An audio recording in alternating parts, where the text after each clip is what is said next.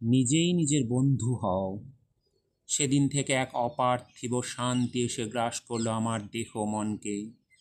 সেদিন থেকে সোনালি গোধূলির শান্ত নিবিড় নিস্তব্ধতার মতো এক স্বর্গীয় প্রশান্তি এসে ঘিরে ধরল চারপাশ থেকে।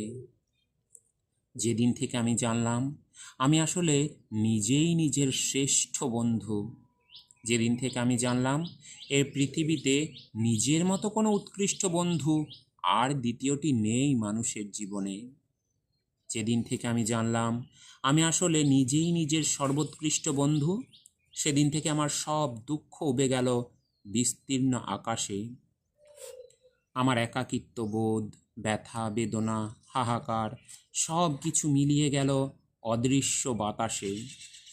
আমি ধীরে ধীরে এক আনন্দোচ্ছল রহস্যময় মানুষে পরিণত হলাম। আমি এখন সমস্ত দিন আপন মনে কথা বলে চলি আমার ভিতরের সেই নিবিড় বন্ধুটির সাথে। আমার সাথে মনের সব দুঃখ ব্যথা বেদনা সুখ ভাগ করে নিই। তার সাথে এমন নিবিড়ভাবে মোহাচ্ছন্ন হয়ে থাকি যেন বাইরের কেউ কখনো কষ্ট দিতে পারে না আমাকে। পৃথিবীর তাবৎ মহাযজ্ঞ চলছে একদিকে, আর আমি এই সব কিছু থেকে দূরে সরে সারাক্ষণ বোধ হয়ে থাকি আমার নিজের গড়া আপন ভুবনে। আমার শরীর জুড়ে শুধু দুঃখ আর দুঃখ, কিন্তু বিশ্বাস করো আমি দুঃখী নই।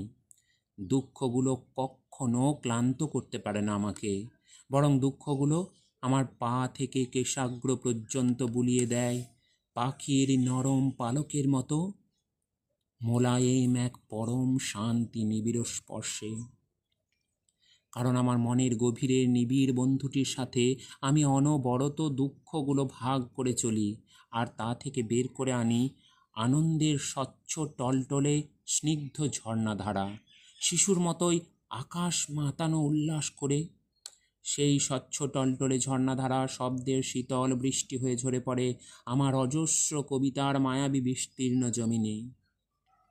এই পৃথিবীতে প্রত্যেকটা মানুষই একা। জীবনের নানা চরাচরে এসে আমি একসময় এই সত্যকেই অনুধাবন করেছি।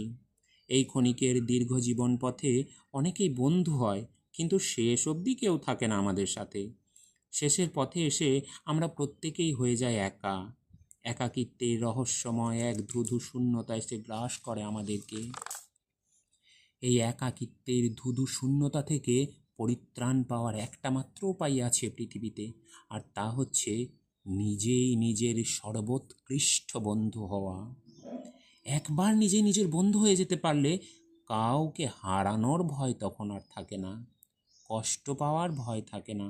তখন এক অন্তহীন মধুর স্বর্গীয় শান্তি এসে ধরা দেয় আমাদের সর্বাঙ্গে।